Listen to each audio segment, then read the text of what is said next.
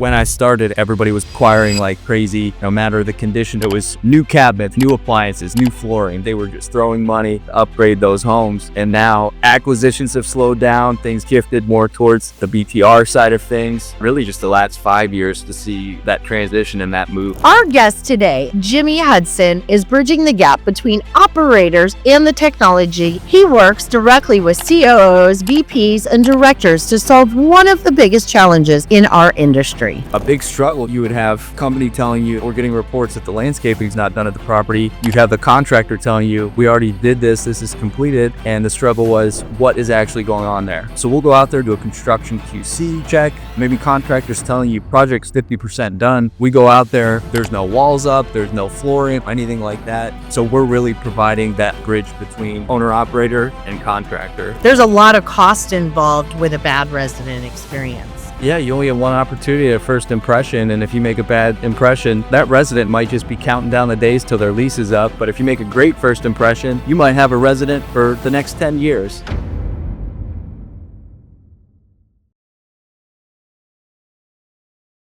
Welcome back to Inside the Vendor Network, an Everresi original series where we spotlight the operators, the vendors, and the partners shaping the SFR-BTR space today. While you're here, if you haven't subscribed yet on YouTube, Spotify, or Apple Podcasts, take a second and hit that follow button. It helps us grow this platform, highlight more of the vendors serving our space, and bring you conversations that genuinely move our industry forward. And before we jump in, a quick thank you to our sponsor, Palisade Shower Systems. Sound ideas, proven products. Palisade continues to set the standard with waterproof, grout-free wall systems trusted across SFR and BTR communities nationwide, delivering faster installs, cleaner turnarounds, and performance that scales. We are proud to partner with solutions that elevate this industry. All right, let's get into it. If you're in this space or you've attended an IMN or NRHC conference, then you already know our next guest. He's become a familiar face in the SFR and BTR ecosystem. Someone whom operators trust and vendors respect because he not only understands this industry, he exemplifies what it takes to deliver at a level operators are asking for. Today's episode is all about visibility, the kind that protects NOI, accelerates turn timelines, and gives operators real-time truth across their portfolio. And our guest sits at the center of this transformation. As a business development manager at iViewit, he works directly with COOs, VPs, and directors to solve one of the biggest challenges in our industry. In this episode, you will find out how to get verified real-time eyes on your properties without being everywhere all at once. So from discovery calls and product demos to enterprise rollout strategies and high-level escalations, our guest today is bridging the gap between operators and the technology, delivering this instant, geocoded, time-stamped field truth. And the precision he brings to this work didn't start in real estate. It was actually forged during his service as a C-130 loadmaster in the United States Air Force. For anyone unfamiliar with a C-130, this plane, I guess, is a humongous plane, is a 97-foot aircraft with a 132-foot wingspan, standing as tall as a 4-story building, capable of hauling over 40,000 pounds. And he was an air crewman responsible for balancing it, securing it, and dropping it with absolute precision. So no room for error. And today we're talking on-demand site audits. We're talking about a nationwide network. We're talking about operational transparency, vendor accountability, and insights that actually move the needle. Welcome to Inside the Vendor Network, Jimmy Hudson with iViewit. Welcome to the show today, Jimmy. Wow, Yovonne, that was a warm welcome. Covered more of my background than I think I even remember here, but happy to be on. Well, one of the funnest things about hosting this podcast is really deep diving into who the guests are, and it's been a blessing, really, because I've learned so much about so many people I had no idea, about them. So it's been really really fun. And by the way, thank you for your service, for serving our country and fighting for our freedom. So that's a topic very near to my heart. As a 20-year Army brat, my dad served in the United States Army. So I understand from a family perspective the sacrifices we make, but could never understand the sacrifice that you make as a soldier. So thank you for your service. Appreciate it. So let's get started at the beginning. I like to take a minute and just get to know you, right? And I want the audience to get to know you. I know you know a lot of people in the industry, but really, what is Jimmy's bio? And so let's kick it off with the very easy question. How do you describe yourself? Tell us a little more about you. Yeah, so I'm an active, outgoing person. Maybe at some of the events, I am more quiet than I am outside of, maybe industry events, but enjoy being outdoors. Going hiking with my wife. Really enjoy working out. So a lot of time at these events, you might catch me at one of the fitness centers or at the gym. Big movie buff. So if there's any recommendations that you have as far as movies or new TV shows out there, always looking for something good to watch. And then, I would be kicking myself if I didn't mention our dog. We absolutely was fur baby, our boxer. So those are kind of the loves of my life, if you will. Yeah. So no kids yet. No kid, just a little Just the box. legged kid. Yeah. Yeah, they can be just as much work. Honestly, I have three little dachshunds, so they're a lot of work. Um, well, thank you for sharing that. So, where did you grow up, and what was life like before the military and before the SFR world came into the picture? So I grew up in Michigan, but I say I'm from Ohio. The years of my life that I remember most were in Ohio. So moved from Michigan to Ohio. Grew up around the Cleveland, Northeast Ohio, Youngstown area. Um, and from there, I graduated from Youngstown State, and then kind of getting my start into my professional career. I started working around the Cleveland area in Solon, working for a company that sold real estate and property preservation supplies. Was just something, mutual friend that I'd met, in college, kind of got me hooked up there. And um, from there, kind of morphed into the SFR industry. So I've probably been around the SFR industry now for, gosh, at least 10 years. Yeah.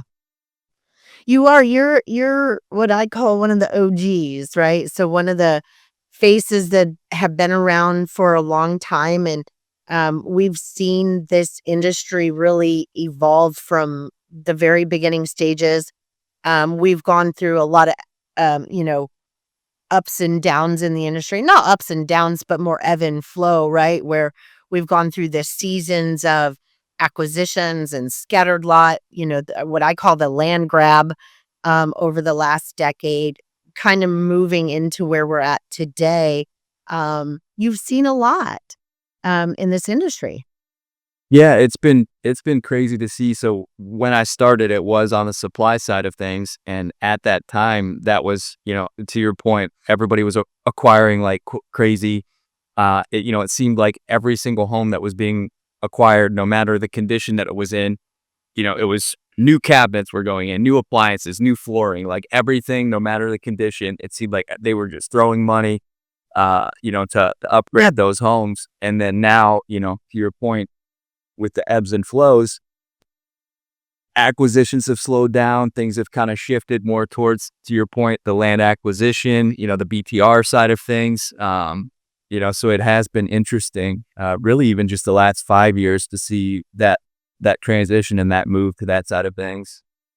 Yeah, we've seen the industry learn. We've all grown and learned through this. I mean, You know, at my former employer where I worked, we were in the flooring industry. So it's like we were a small little mom and pop and then grew to a national provider because of the growth of this industry.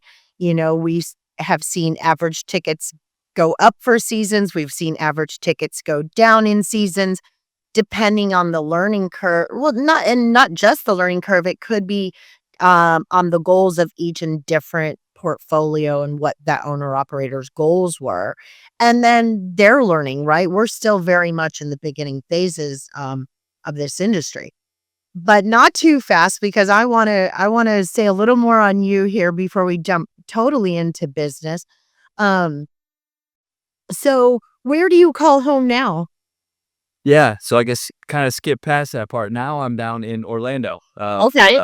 Florida. So what originally kind of led me here, at my whole life, I've been saying it since I was a little kid that, at some point I wanted to be down in Florida. I wanted to be where the sun was at, the warmer weather.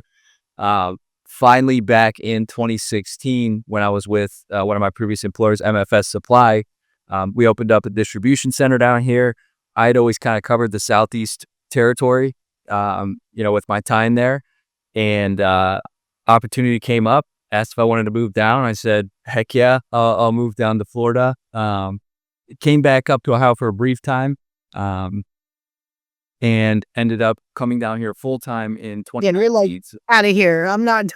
Why did we come back here? No. Yeah, it was, family, friends, that sort of thing. But after seeing my first snow and the gray and the cold and stuff being back up, Oh, in that part of the country, I said, next opportunity to get to come back down to Florida, I'm taking it. So, been here 6 years now and haven't looked back. yeah. So my mother was from upstate New York, so that's where my father ended up retiring. So I love going back home. I call that home because that's where I lived the longest. I lived there for five years. That's the longest place I ever lived. So that's home to me, but that's where my friends and my family are. And it's so nice to go home. But boy, when I go home in the winter, it's fun for about 2 days. We get to play in the snow, but it's like so happy to get back home to North Carolina where, you know, a lightweight jacket works any time of year. You can struggle bus through it. Yeah, and you still get enough of the change of seasons, and Yes, yeah, you're in the perfect kind of middle ground there. 100%. And I'm a gardener, so I love the change of season and the different plants that come up each year, each part of the season. So what motivates you now? What gets you out of bed in the morning beyond your role and your responsibilities? I know being healthy and working out for you is really important. But what really gets you up out of bed? What inspires you? I would say just my family and, the future. Not I don't want to say I look ahead, but, everything I do on a day-to-day basis is with purpose, for a goal in mind, down the line. Yeah. So when you look at the industry as a whole, what has it given you personally that you didn't expect? I think just maybe relationships that I would never would have expected. Like I can think of and not even just people that I've worked with at previous employers, but people that I've met along the way as far as customers and clients that have now become friends. And we followed each other's journeys. There's a couple people that come to mind, but we've both been at multiple, different companies since we originally met, and we've kept in touch, follows each other's journeys, supported one another. And I think just, early on, it was just one of those things where like you look at people as just like, okay, it's a customer, like this is my job, but you form those bonds, those relationships, and yes, they are still customers and clients, but having that support system, those friends, and that network of people is something that was kind of unexpected. Yeah, well, I mean, it sounds like, the amount that I know about you, and of course, what I found out about you with the, being an air crewman, problem solving seems to be something that you enjoy, right? And then, like, truly getting um, to the root of a problem and really getting involved. I know we're going to get into now some of your role at iViewit. Some of the things are really attacking, solving real problems for your clients, escalation issues that maybe they're dealing with, or maybe you guys are dealing with internally. Um, you're really good at that, so that seems to be something that you're good at, is problem solving. Yeah, well, I appreciate that. But yeah, that's fun. I've never been on the operator side of things. I've always been on the vendor side of things, and that's it has been fun and rewarding to, identify those issues, those pain points, and help solve for those problems. And then when you get to that point where you start to see your service and problem solving in action, and your customers putting that to use, it's fun to see. Yeah. How did you first get pulled into the SFR world, and like, was it intentional or did an opportunity present itself? How'd that happen? Yeah, so it's kind of funny. So I told you, when I was at MFS Supply originally coming in, we were selling real estate supplies, so lock boxes, doorknobs, deadbolts, winterization supplies, a lot of these things that these companies were using for their property preservation work. With that, we had kind of stumbled upon, we were selling appliances and things like that to, multifamily companies. And it was one of those things at that time, this was very early on, but Yeah. I won't name a company, but they came to us and started to order some appliances. And then, the number of appliances and packages they were ordering started to increase. And then it kind of piqued our interest, like, You're like, okay, What's going on up here?" right, let's find out, what this is all about, more about what this company is doing. And They can't be the that was only how, one doing it. Something is happening. so that was kind of our lead in. And from there, I mean, we really took off running at the SFR industry. So our first exposure to it was, and I can't even remember how long the IMN conferences have been going on now, but I want to say we went to, if not the first one of the first ones. And at each of the stops I've been at now, I've been at every single one of those. But my introduction was kind of just by happenstance. So I shifted, after I think maybe my second year with MFS over to from the property crest side of things to the SFR. Um, and from there, there was really kind of no looking back. Yeah.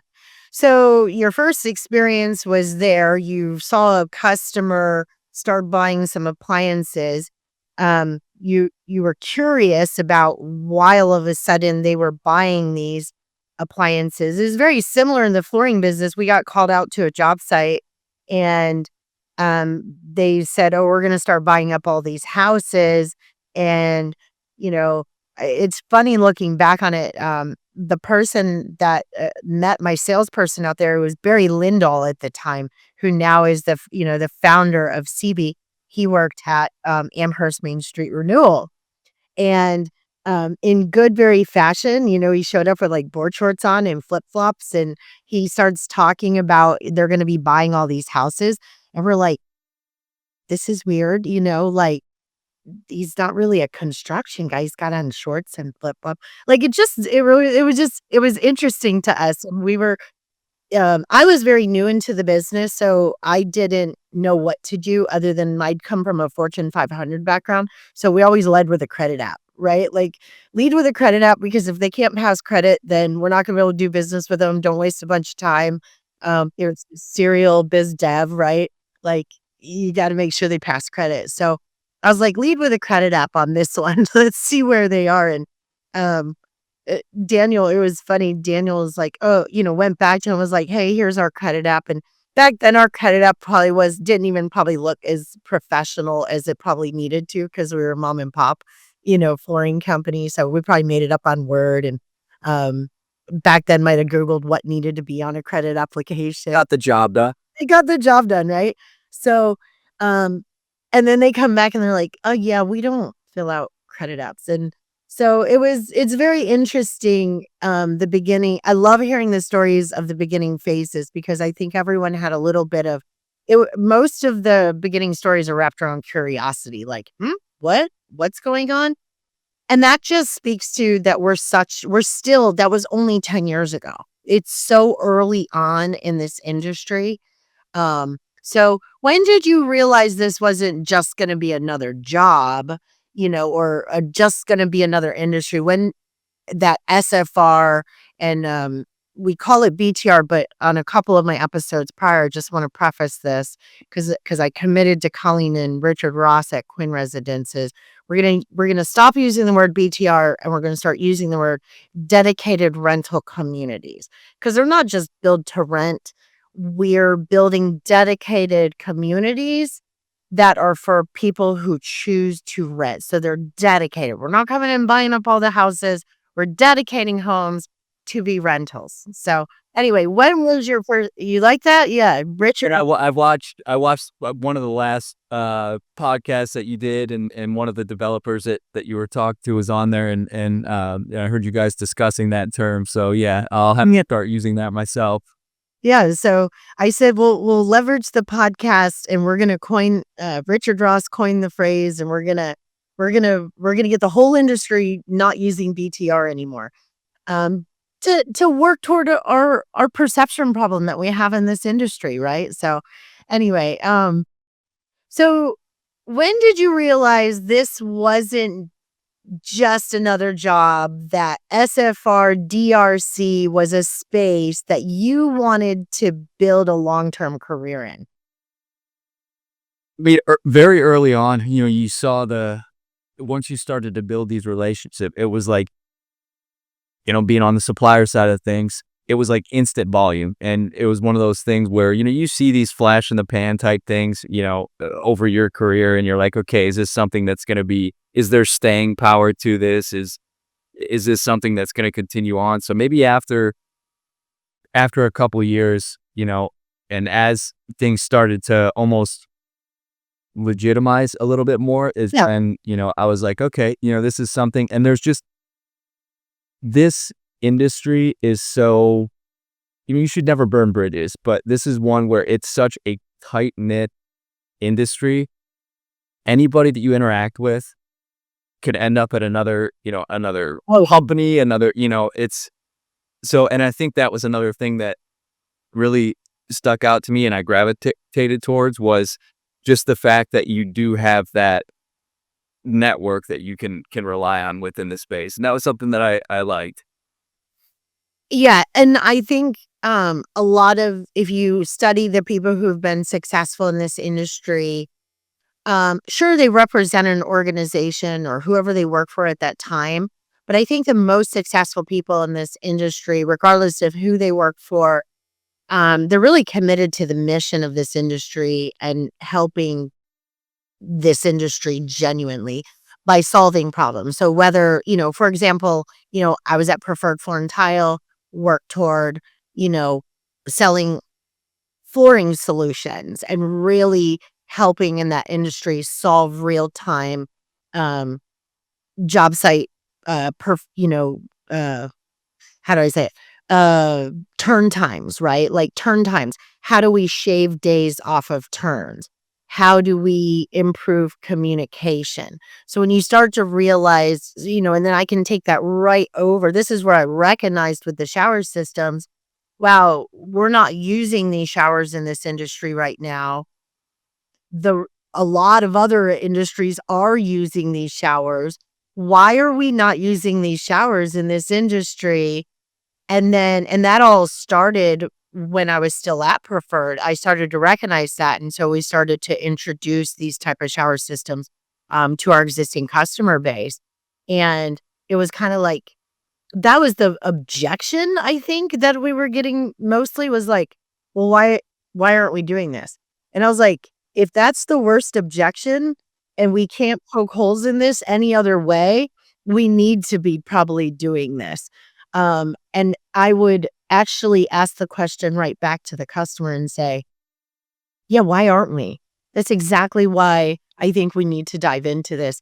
Let's put one of these showers in one of your homes. Let's do an install day, get your site supers in the field, and let's have them literally poke holes in it. Like, let's rip this thing apart and figure it out. Like, should we be using it or should we not be using it? And though that is where I really enjoyed. I enjoy working in this space and then working on the advocacy side as well, by having this podcast and promoting good narrative, pointing and amplifying all the good vendors in this industry. How many vendors are in this industry? The good in which we're doing. My podcast this week was with Jocelyn Burnt Dobson. They've started one of the largest philanthropic arms called Cap City Kids, right? That is literally helping homeless children get education and the resources that they need to thrive in this world and have a good foundation as 7, 8, 9-year-olds who are homeless out there.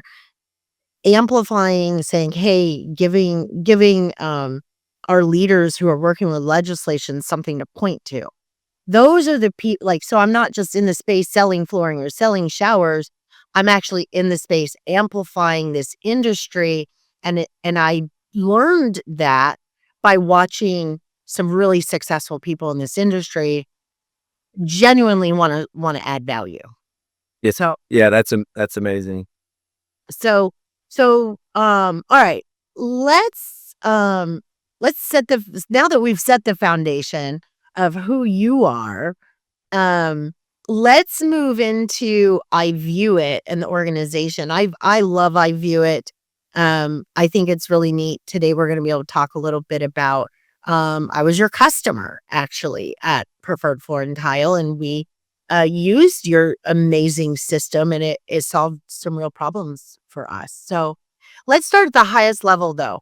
Because I don't want to take for granted that everyone knows who iViewit is.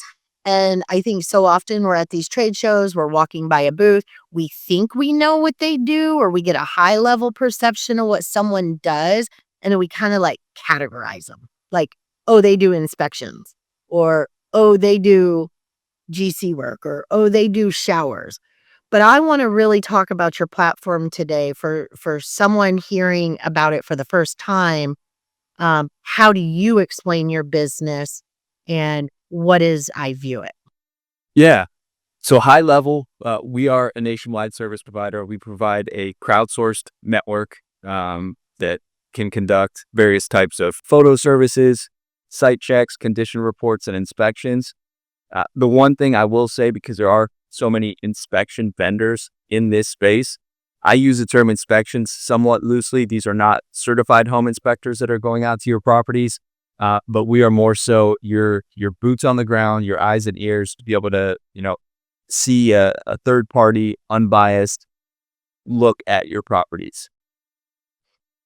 I think the key word in what you just said was unbiased. Can you share with the audience what you mean by unbiased visual properties? Yeah, and that kind of goes back to how our company was even born. We were born in the facility management space. Our two owners, they came from that world, and a constant struggle was, and being in the facility management, it was working with, large brands, think Home Depot, Dollar General, and a big struggle was, you would have company telling you, hey, we're getting reports that the landscaping's not done at the property. You'd have the contractor telling you, oh, we already did this. This is completed. And the struggle was, what is actually going on there? Well, sure. Yeah. And that's kind of where this idea was spawned. And then that, translated over to the SFR world. Same thing. There's not that we're out there paddling on other vendors, but we're there to be able, there's so many vendors out there. It is tough to, know what's going on at these properties scattered all over the country. So we'll go out there, maybe do a construction QC check, just to say, maybe contractors telling you project's 50% done. We go out there, there's no walls up, there's no flooring, anything like that. So we're really providing that bridge between owner operator or property manager and contractor. Yeah, so I want to back up just a little bit, because again, it's so easy for us when we know what we're talking about to skip some steps. In my podcast with Guillermo, he kept saying, yeah, it's easier to see using his platform. And I'm like, I don't think the audience understands still what we might be talking about. So may I use an analogy of Uber? Absolutely. Yes, that is, we use that too. Oh. But we are the Uber of inspection services, or site check services. So with that, everything runs through a mobile app. So our viewers is what we call our inspectors or photo takers. Our viewers, they're equipped, their smartphone. Everything's very prescriptive where, we understand because these are gig workers or, this is crowdsourced labor going out there. They might not know, what certain things are. So it's very prescriptive where our app, it'll coach you through, hey, take a photo of this, answer this question. Maybe if there's something that we feel like an average Joe might not know, we'll provide, samples for them to be able to say, okay, this is what you're looking for and this is what we need a photo of. So essentially, instead of you definitely have a bunch of people in cars driving to job sites, similar to Uber, but their goal isn't to go pick up a passenger. It's to drive to the property. They receive work through the app, just like an Uber driver would, and they can accept the job. And then they follow they receive the job, they follow the set of instructions on their phone. And they don't have to be subject matter experts because you're going to kind of walk them through, hey, is this thing in the house, is it turned on or is it turned off? They're simply going to they're going to say it's on, and then could take a picture and then document what it is, that thing that they might be looking at. And then they get done with whatever this view or this project is that they've accepted. So that's pretty neat. When I first learned about that, I was like, that's brilliant. And we kind of I met just sitting down at the NRHC Georgia conference going back, I think, almost 3 years ago, 3 conferences ago. I happened to just sit down at a table and have lunch with you guys. And I was like, what? Seriously? This is exactly what we needed. And so as a vendor and not as an operator, I quickly was like, we were trying to solve a problem of getting completion photos. So once we're done, we had to submit photos, thorough photos, and the quality of the photos that we were getting, the speed in which we were getting the photos, and the amount of time and effort it was taking us to get that from our installer base we were just trying to dial that in, because technically we couldn't invoice the job and then the job isn't done until we can upload the photos. So we could have been done with that job 2 or 3 days, let's say 2 days, maybe 3 even in some cases prior. But technically our KPI in the system was showing it took us 3 extra days to get that job done because we simply couldn't acquire the photos fast enough. Yeah. So that really connected the dots for us. And then the quality of photos and the amount of photos that we were getting with a standardized walkthrough was pretty impressive. So so we painted a picture. We got this nationwide network of viewers that are just like Uber drivers looking to take jobs. So that's great because you're employing a network. And so that's one of your dashboards. So you've got your mobile app, and then you've got your desktop dashboard that your customer base is using. So you've got your viewers are using the app, your customer base is using the dashboard, so they can see what the viewers are putting up into this system. Yeah, exactly right. Break that down for us. How do those two sides work together and all that? Yeah, so in between the view or the inspection being completed out in the field and then the results being uploaded to your web-based client portal, you as the end user, we have a QC team here. They review everything, to make sure we went to the right property, photos are meeting our quality standards, questions were answered as complete as possible. There wasn't a finger over the lens on every single photo. From there, after our review team is done with it, then yes, our end user will see that in the web-based client portal. And it's kind of just an all-in-one place for our customers to be able to submit new requests as well as review the completed site checks and inspections. And then from there, you can download the PDF report. So it'll generate a nice PDF report for you. And then you'll also have the photo assets in a zip file, to be able to take a closer look at those. And then one thing that, of course, always comes up, everybody's always looking for the most efficiency with things. Aside from our web-based client portal, we do also have an API. So what we've done with a lot of our clients to cut that manual order processing. Yep. So we do have those capabilities as well. So how do you vet your viewers? Here is, you're crowdsourcing your viewers. What kind of process do they go through to be able to be a viewer for you? That's the $1 million question, because, one of the big problems, and I think hesitations, is squatters, trespassers, right? These people are being given access to my homes. Who are these people going out there? So anybody that's being given access information going into your homes, they've cleared a background check. So we do make sure that everybody that is going out to the property has a cleared background check. And then they have, as far as any sort of training, with these being 1099 workers, the training we provide, support, town halls, things like that they can participate in. But again, we rely on the prescriptive nature of our app to be able to walk them through exactly what they need to capture out there. Yeah, I think initially when you start talking about, oh, wow, they have a huge network, that's a benefit. But then you think about that means all these people are going to be in our homes.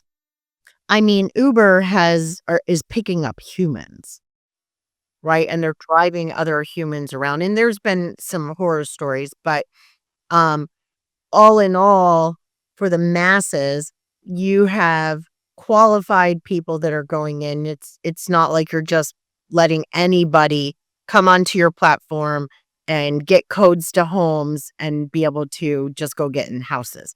And then I'm going to guess you have different levels of viewers. I know, that you probably have viewers that have been with you early on, so they're a little more experienced. Is there any specialty viewers, that are a little more, have certifications or qualifications? Not so much certifications. We do have a separate subset of our viewer network. We call them our preferred viewers. So those are our best performers, fewest amount of give backs, highest quality of views that they're completing for us. And then one thing we just, if you look on LinkedIn right now, we announced pretty recently that our new app update. So we did a pretty big revamp of our mobile app. Part of that's going to be coming with that in the not too distant future is going to be a badging feature. While it's not actual qualifications for things, it's going to be, we're going to provide different badging based on okay, these individuals are proficient in doing appointment-based views, interacting with residents.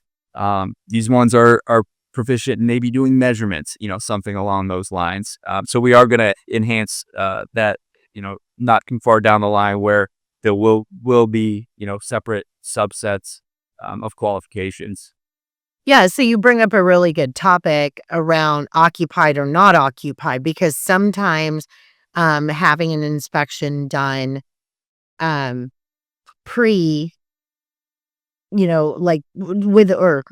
an inspection done with an occupied versus unoccupied is entirely different.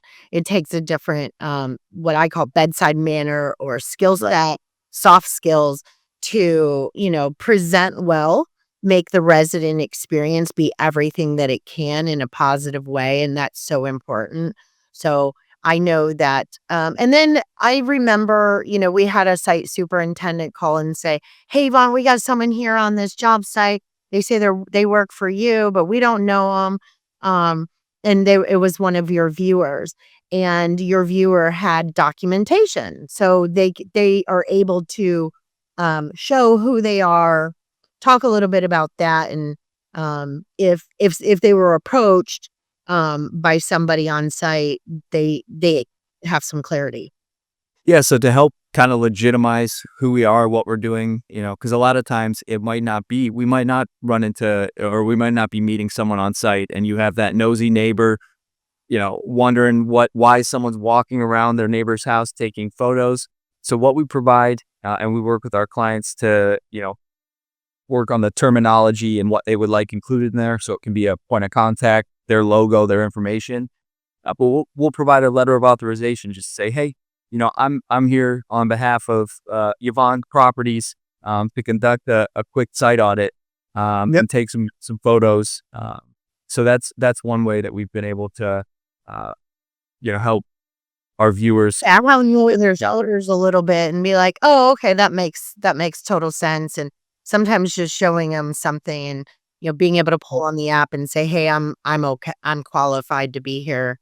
That's even with us. We started, having like little badges on when we were going to an occupied home after we had got a bad review online, and it was simply saying that this person came to my door and I'm not letting them in, and we were dispatched under a property management company, but we were showing up as another company, and that was very alarming for the resident, and she just didn't let us in, and I can understand that 100%. So safety is key, and you want your viewers to be safe as well. I mean, that's very, very important. Yeah, and they, if anything, they always err on the side of caution. We encourage them to err on the side of caution. The last thing we want to do is put, anybody's safety at risk. So if something doesn't feel right, maybe someone's hostile or, what have you, they're not punished if they report back to us that, hey, was denied access, not able to complete this. We just report those. It's all about communication. We'll communicate that to our customer, let them know it happened, and that's something that always understood. So we talk a lot about turnaround time and SLAs. So is that what most of your customers are coming?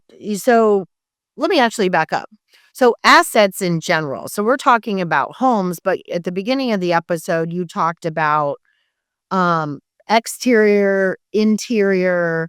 Those are key different things. So like if someone drives over, I know, like to a Target or a Family Dollar, they're paying to have landscaping done. That was when I thought about and found out what you guys did. I was like, wow, that's genius. Like, so simple, and what an easy solve, because these companies, property managers, or any asset manager, this could be a fleet of vehicles, right? You could literally apply this to any form of asset. Yeah, you really could. And there's, to your point about the fleet of vehicles, I think one of the big things that's come up, yes, turnaround time is absolutely a big one. And we're turning these reports a lot of times. Our national average is about a day and a half. Yeah. We align really well with the traditional SFR markets. So there's a lot of cases like Atlanta, we're talking hours, not days to get, inspections back. Charlotte, I would assume to be kind of in that same category. And then, another layer to that, again, talking about fleets, trucks, that sort of thing is the cost associated with it. I've heard anything from customers when, the cost to run one of their vans or trucks out to a property, depending on what the visit is, it could be anywhere from $100 to $250 that they account for, or budget for with that, sending that van out to the property, where our services, just for a basic one, you could be looking at $25 just to send us out. Right. Well, last week, in my interview with Mark with RM Interiors, we were talking a little bit about, know before you go, trying to get as much information before dispatch happens. With Guillermo, we're talking about trying to triage before you dispatch on the maintenance side when it comes to a problem, right? Like, how many tickets can we close down by pointing the resident through flipping a switch on a breaker, or doing something, connecting the little chain in the toilet, and now that's why it wouldn't flush. These are very real life problems. Or this time of year, they turn the heat on, but it's not blowing warm. There's some basic triage things you can do. You're not going to close down all your tickets, but you're going to minimize how many times you're in a dispatch. So now with your product, we're talking about, okay, let's say in a perfect world, we did the proper triage. This is a qualified dispatch, and we just need to get our eyes on something in order to figure out what our next steps are, or simply getting eyes on it, documenting it, checking it, make sure there's not a squatter in the home, or something like that. Just some routine services, as well. So, um, Yeah, those. you're spot on. Yeah. Yep. Well, what about, yeah, so routine services? I mean, with landscape, if every month you're supposed to have landscaping, this is a little insurance policy to make sure you're getting what you paid for. Right. 100%. And snow removal. That's another big one that we're very Snow big on the facility management side of things. Like, hey, if you're supposed to be getting it, is your parking lot being cleared? Yeah. So how deep do you go with an inspection when it comes to coming up on one of my shows in the future? I'm going to be getting inside the vendor network with Marty Stout with Go Roof Tune Up. Is this something where, you guys are actually going to get on a roof and potentially do inspection or anything like that? How far do you guys take it? No, with these gig workers, that's something that we don't want them up on roofs. On a Nor roof, would yeah. nor would, majority of them have the ability to get up there. They're not going to have ladders with them and that sort of thing. There are some other great inspection companies out there that specifically, do that sort of thing. Yeah. Higher quality, and where we're kind of at is, I don't want to say we're less technical. We're doing the less types of inspections and site checks. Exactly. So we can get as detailed as testing appliances, tell you something's not working, to your point of the air, not kicking on, or, cooling, or heat not kicking on and warming. We can tell you something's not working. And to your point again, we can be that first layer of defense. So before you actually send someone out there, maybe it is something that actually was working. We can verify that for a very low cost, before you actually run a van out there to go do that. So anything And that and the other companies that may be a little more technical, they also don't operate a lot in your wheelhouse either. They want to be more focused on the technical side of things. Their network may be a little more in depth and qualified, and so it's going to be more costly to leverage that. But to get that done, of course, it's going to be more costly. I would again compare that to rideshare. So if I want to take an Uber to the airport, that's fine. But if I'm going out with a night out in town with my girls, I might get a limousine. I need a better experience, right? I like that. Yeah, that's a good analogy for sure. Yeah, these certified home inspectors, or these higher skilled inspectors, they don't want to go out to do an occupancy check. They don't want to Yeah, there's do that. those ones above that. Yeah.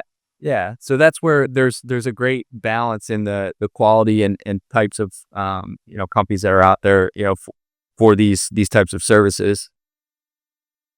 Well, and I think it always as coming from the trade side of the world, um, having the right tool to solve the problem is always the best solution. So I love that, because when you're walking through, so for the audience, when you're walking through the trade show floor, if in your mind you think you have inspections, big broad category solved, know that there's different levels where you can choose this tool versus that tool. So it's not hey, I already use this other company. It could be both.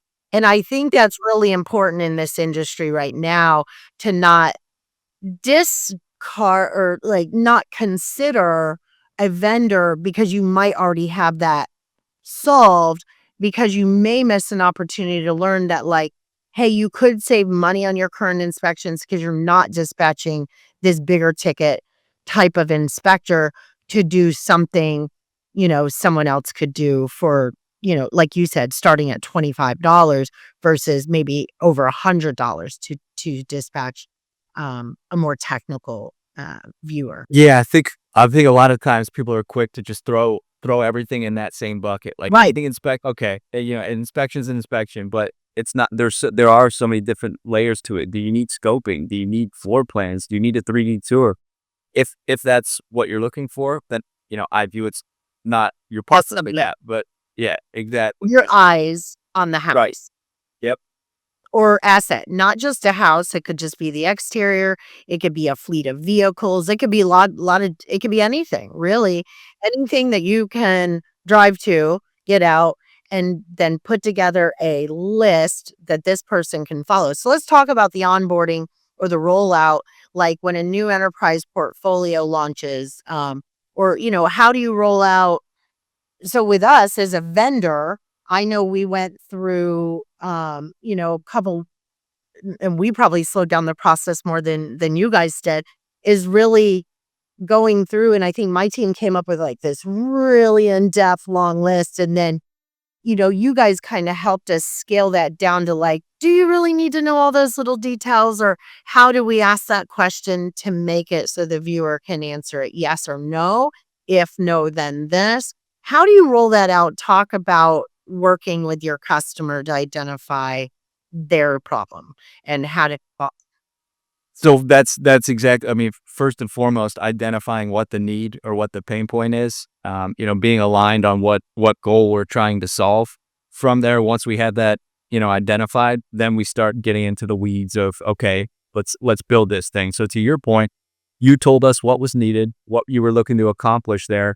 We built that and customized that script, that checklist, and then we executed. We tested, I think, maybe 5 to 10 to make sure that it would work.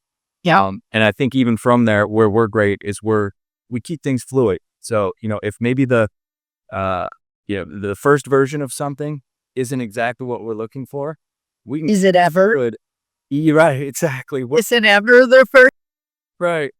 If it is, you're very lucky. But with a part of our customers that we've been working with now for years, we're probably on version like 100.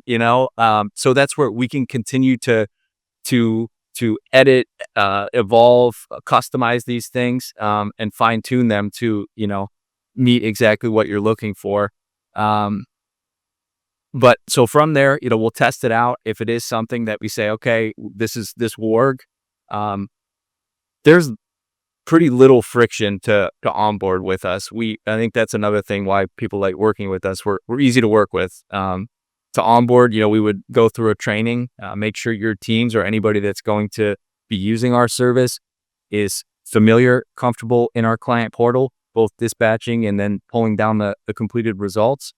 And then we just, with certain customers are different, and we identify too, hey, do you want to meet every 2 weeks just to discuss how things are going? Do we want to meet once a quarter? Just again, communication's the biggest thing, Yeah. Um, So your viewers are getting paid on the depth of the inspection. If they're just driving up, going to the front of the house, taking a picture, going maybe in the property, make sure no one's in there squatting out, that might look a little bit different than going through a 50-point checklist of here's what we're going to look at when we go in the house. So good. yeah, yep. What type of escalations tend to land on your desk, and how does iViewit solve them quickly? So some of the biggest escalations, obviously, if there is, continuing to talk about squatters, illegal occupants, if there's a squatter, somebody there, that seems to be one of the biggest escalations. We do a lot of disaster inspections or post-storm inspections. So that's another big type of escalation, and calling out and notifying our clients of a potential issue at a property. And part of how that's done within our web-based client portal and our review team, part of their review process, if there's anything that pops out as significant damage, safety hazard, that sort of thing, they'll flag that as an escalation, and it will be easily identified on their dashboard. So that's one thing that helps with that. And then another big one is cold weather readiness. There were it's probably been 2 years ago at this point, but cold weather hit Texas, and we had a client that wanted to send us out to all their vacant Texas homes just to make sure thermostat was set to a reasonable temperature. Maybe the sink was set to a drip, or maybe it was just winterized. We went out to a property, and our viewer took a photo. There was water. It was a waterfall coming down from the upstairs bathroom. One of the pipes had burst, but that's another big one. And that was a clear escalation for us. Yeah, for sure. And so that minimizes damage. I mean, water, the faster you find a water issue, the less it's going to cost overall. So we've been dispatched. We had been, when in flooring, we'd get dispatched out to go do a flooring assessment, and we would walk in, and the house might be sitting in 1 inch of water, 2 inches of water, or the active water leak, and we would go ahead and all of our guys were equipped with a key, so they could go to the street and turn it off if they couldn't get the water turned off in the house. And that was just an extra added little tool we could put in the car with our guys. It didn't happen often, but when it did, everyone's in panic mode. We wanted to help minimize, like, shut that water off. Like, let's get that handled. So, Another big thing too, that I guess I would say, you brought it up earlier, resident experience, providing a positive resident experience. While we're not so much involved with that on the occupied side of things, one big thing that we've been able to help, or possible escalation that we've been able to help with, is we'll do interior and exterior vacant property checks. And as part of that, maybe a few days before a move-in, you want us to go out there and verify, appliance theft is on the rise, making sure all the appliances are still there. It provides a pretty nasty resident experience if they get there and they don't have a fridge. And yeah, exactly. So no stove. And another one. The kids are hungry. Yeah, I mean, that's all real life.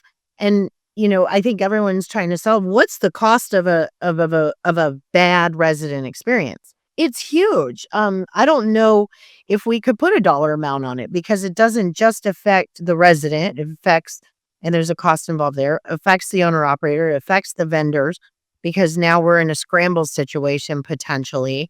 There's a lot of cost involved with a bad resident experience. It hits everybody.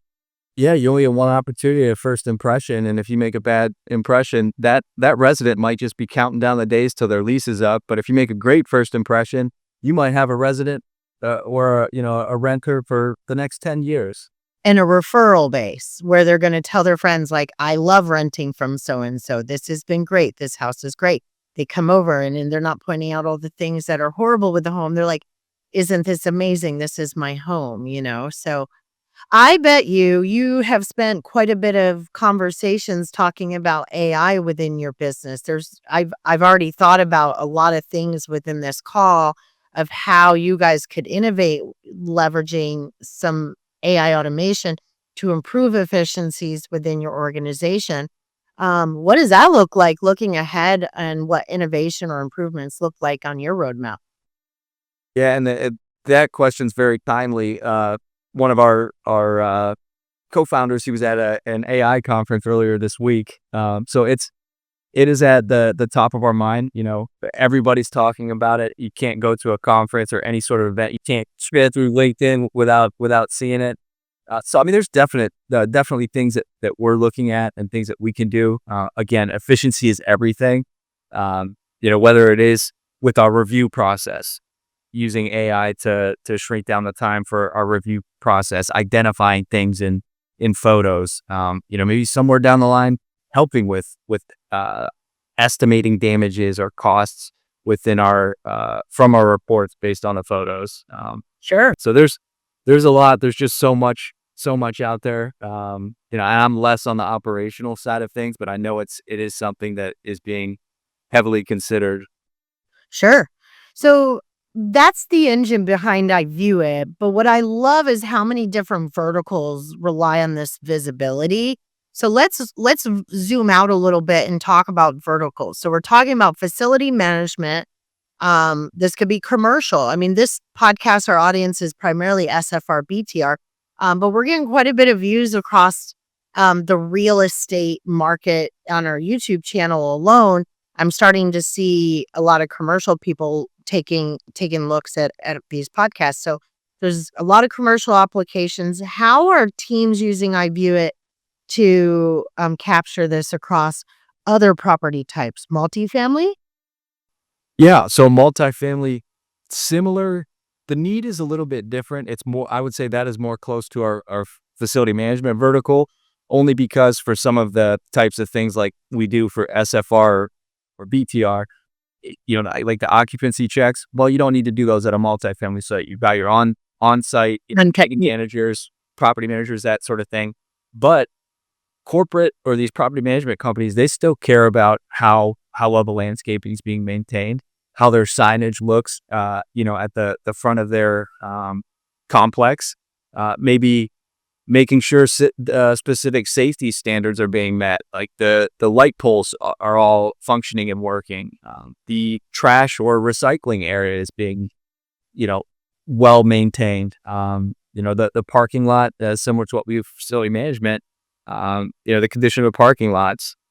So there's a lot of parallels between the facility management and then the multifamily need. And we are, assisting with those types of needs there. Yeah, and safety. So I could imagine if you had a proactive documentation of your properties, let's say semi-annually even, from a multifamily perspective. Let's say someone slipped and fell at the pool and, they said, oh, there was this big crack in the deck and this is why. Or, that, you know, I made a complaint and then, there's documentation where like, hey, no, here it is. Here's where we actually fixed it. You can see it.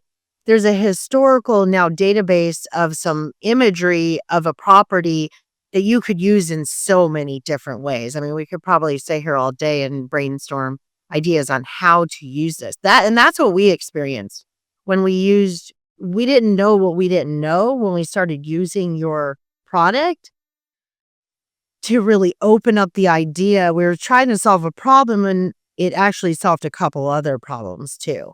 Right. And then we identified some more innovation like, wow, if we can do this, what if we could also do this? Like, let's take this to 2.0, 3.0 by integrating this concept into other areas of our business. Inventory management with our warehouses. So where I just want to fact check some things that we want to inspect what we expected from our leaders within the organization, right? And it created those type of things can create some fun because then it creates competition where people get to visibly see other things. So, right, if you're dispatching a viewer out to look at a property and maybe all the property managers had visibility of all the properties in the portfolio, maybe I'm going to be like, oh, well, their property is looking better than mine. I'm going to do, it creates some fun within the organization as well. Yeah. So I talked about snow and go ahead. I'm sorry. I was gonna say we credit our customers with a lot of the services that we do provide. A lot of times it was an idea. I mean, similar, with what we did for you guys. Yeah. It come to us with an idea of a pain point or an issue that you have, and we're not afraid to say no. But at the same time, if we feel that it is something that we can accomplish, we'll say yes. So a lot of times, to our customers' credit, a lot of what we're doing is because of an idea that they came to us with. Mm-hmm. Yeah, absolutely. All right. So what are the most well so let's talk about real estate valuations and how does iViewit help verify property values? Do you guys integrate? I mean, you can base a property's value based on the condition of that property, but is there other ways where you're helping on the beginning phases before an acquisition or, what if they are getting ready to buy a home and they don't have anyone in that market? I mean, so once it becomes within their portfolio, but what about before it's in their portfolio? Can you dispatch someone to a property they don't own yet? Yeah. So everything in those cases would just be done from the public right of way. So like we work with a lot of where that's kind of big, tax lien, tax deed investors.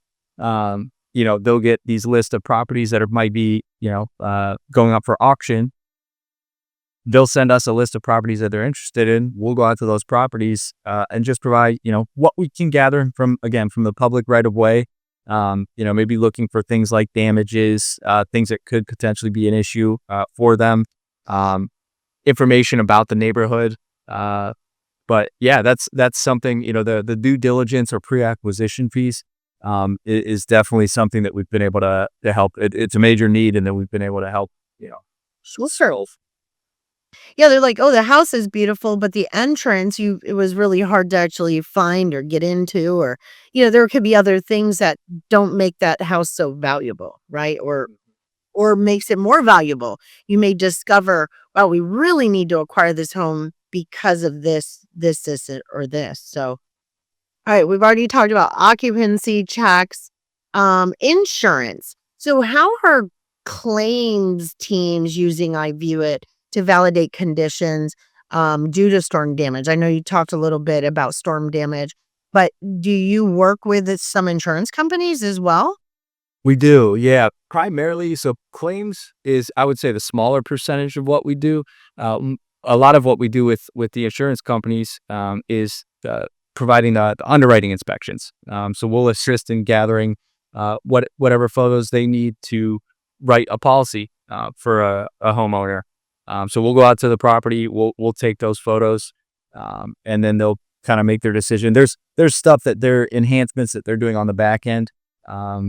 You know, in addition to our product. But again, we're getting those photos, we're getting that true picture. So a lot of times, some of these are self-led, or that's the model that they'll use.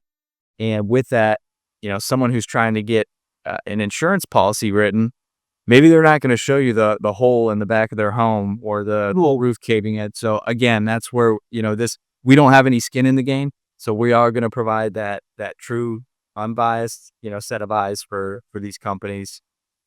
Yeah, so if you're in the trades industry, we've all gotten the photo of something zoomed right in. But then when you back up, our installers were infamous for taking a picture of one area that they completed, but maybe didn't complete the other area. And then they send that in as if they completed the whole job, or they completed the job, but then they left all their garbage out in the driveway and didn't take it back, or they were going to come back because their truck was already full. All of those things, really help with the quality of information and photography that you're getting from that property when you go out. Um, let's talk a little bit about disaster risk and how does iViewit support, like after hurricanes, hailstorms, floods, in moments where it's hard to get into certain areas, where you may not want to dispatch your own employee base, or your employee base is stranded and can't get in to certain areas. So, I think that's important to identify. Yeah. Your service. And that's where our model is great. These are individuals of people completing these. Our model and how we're able to be so cost effective. These aren't people that are traveling long distances to complete these inspections. They're people in those communities. So even in times following a storm, a hurricane, that sort of thing, even if there are some access or issues there, a lot of times these are people that are already in that area. Already in that area. Able, exactly. And that's why we don't typically see too much of a drop off either during those times with the lead times. In most cases, I feel like we would expect to see the lead times grow big time because of the circumstances, but we don't really see that increase either with the lead times, just because these folks are in the area and they're able to get those completed. And this is an as needed service. So there's no like charge to just stay on your platform. It's like Uber. I use it when I need it. And so you have a claim that like, hey, we have 100% retention rate with our customer base, because so does Uber, unless you get kicked off, for some reason you're not allowed to use Uber anymore. But same thing with your platform, right? Like, we onboarded with you. We used it for a certain set and then, didn't use it but if we want to turn it right back on, it's not like you have to go through, once it's set up, you just kind of order up your Uber. You just kind of order up your viewer and you send it over. So once you get onboarded, it's just a tool that you can reach into your toolbox and use. Exactly right. Yep. It's on demand. You use it as needed. We'd love to do everything for you, but if, we understand that's not realistic, we'll do, you can use us truly as needed. So what about retail? So will you go into how about mystery shopping? So the secret shopper thing is we've done a little bit of that. The retail, more so what we've done, they're doing some fun things on that side of the business, verifying displays, the Yeah. planograms, matching what should be on the shelves. Are we getting what we need when my shower's in your showroom? Right. Exactly. Yeah, you paid for 4 linear feet of shelf space. Are you getting that? Yeah. And then things like price checks, other things. It's we do work with these big brands, especially with different campaign rollouts, just to make sure the execution's there. From the whether it's the distributor or merchandiser, to make sure that your campaign or your product's being executed the way that you're hoping it should be. Yes, signage is important is and the SFR-BTR like you a lot of times the leasing side of the business is going to um need to know that that for lease sign is out in the yard, right? So um you might have a service that you're paying for to put all those leasing signs out there. Did they put those leasing signs out there?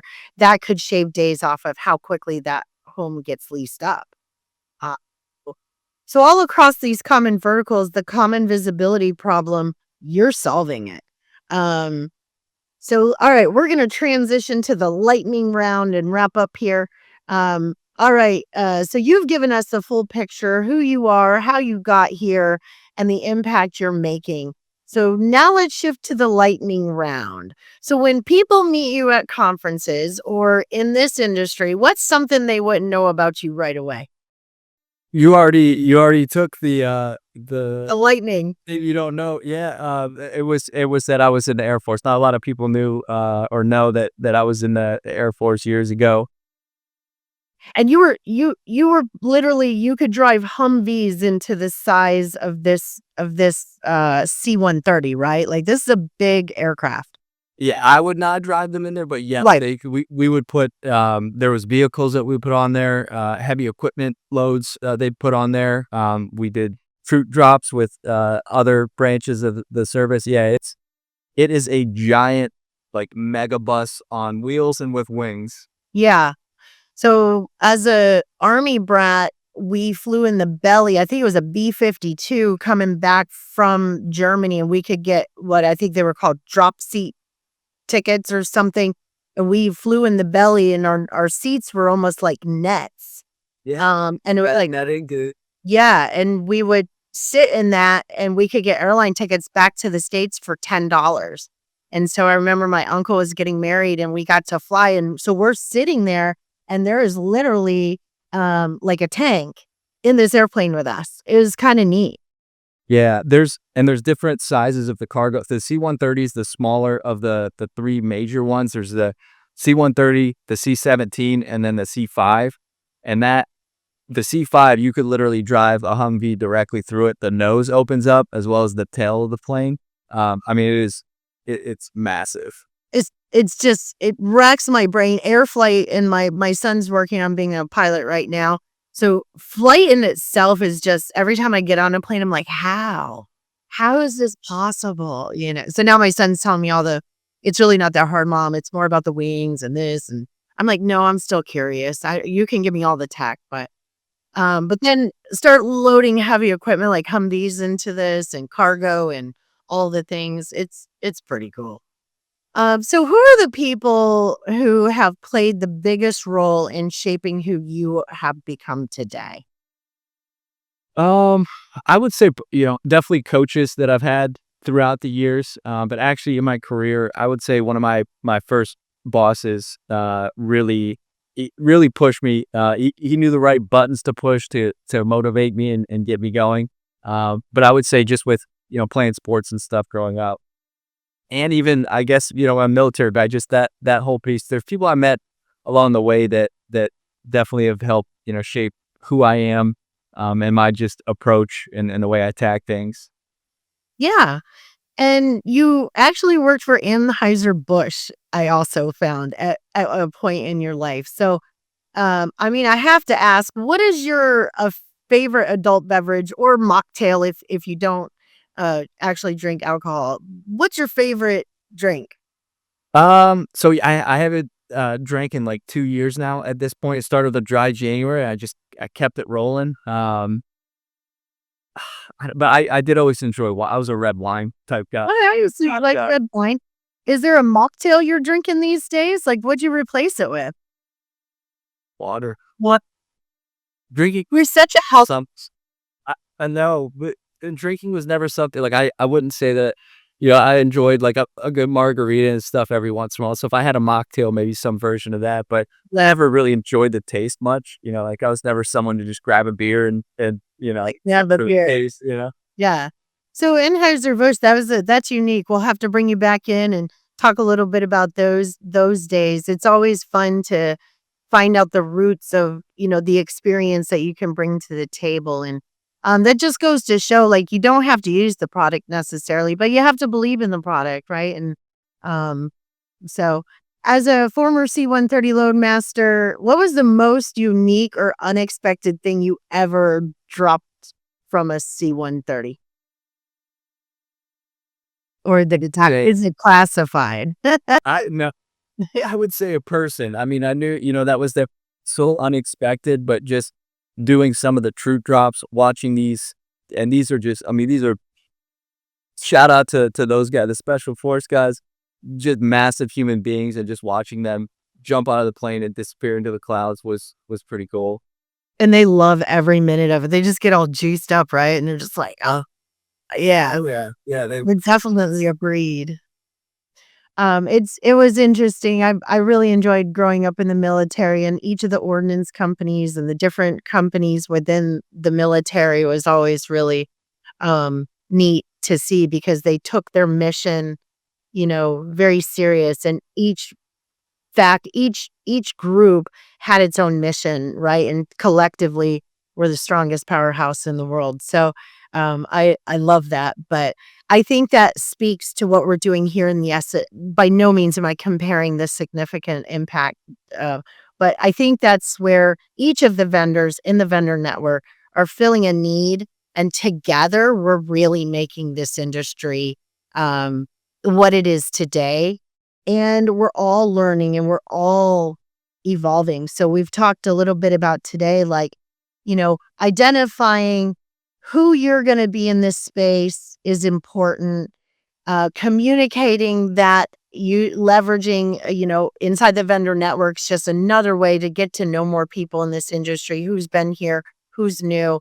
So Jimmy, thank you so much for an insightful conversation and for giving us a deeper look into how iVueit is transforming visibility across multiple verticals. Your journey and your discipline and the way you serve this industry really shines through. I know we've become friends, and I always love going to a show and walking by your iVueit booth. I've always got to stop and say hi to you guys because you're just a great group of people, and it's always a very welcoming area of the show. So before we wrap up, a huge thank you to our sponsor, Palisade Shower Systems, Sound Ideas, Proven Products. If you're tired of challenges and rising cost of tile, the constant hunt for skilled labor, the way tiles slows down every construction schedule, and the maintenance headaches that start with the minute it's installed, Palisade is your solution. And if you enjoyed today's episode, make sure you hit subscribe on YouTube, Spotify, or Apple Podcasts so you never miss an episode. And let's keep the conversation going in our newly launched LinkedIn page. So this episode is airing on our YouTube channel, Spotify, and Apple. We'll post it into our LinkedIn page. And then, of course, join that page so you can ask Jimmy more questions.